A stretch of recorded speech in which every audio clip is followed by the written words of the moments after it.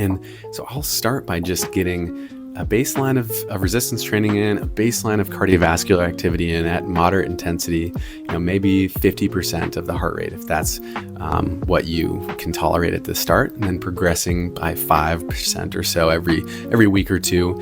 But aiming for 150 minutes of moderate intensity at the minimum and 2 days a week of resistance training. Great place to start.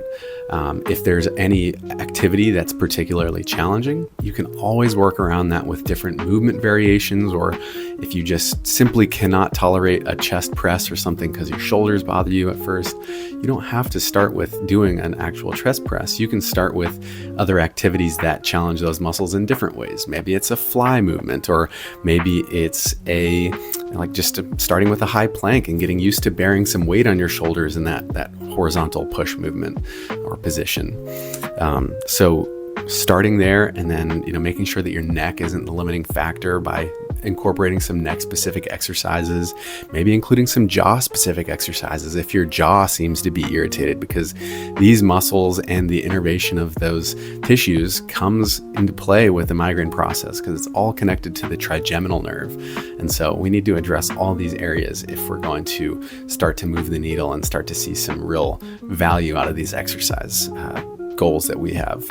All right, so wrapping up with this woman's case, she started with having migraines, multiple times a week, and got to the point where she was not having migraines except for maybe once every several months. She reported having a full elimination of her food triggers, which points towards a just global reduction in her trigeminovascular system sensitivity, meaning the system that triggers migraines was no longer on high alert, and we were able to drastically improve her susceptibility to migraines. And she also reported using less medications. She reported that she was having a much easier time hiking and doing things she loved with her friends and family. She also had all sorts of little things that came about in her life that just became easier without the burden of migraines quite as much. She also got really into exercise because it was no longer such a bother to her. It didn't feel quite as like a heavy burden to manage. And so, once you start to kind of escape the feelings that migraines are constantly weighing on you, the sky's the limit as far as what can happen. So she was so grateful about that, and it was so amazing to see. We worked together for I think 5 or 6 months, and we got to know each other very well.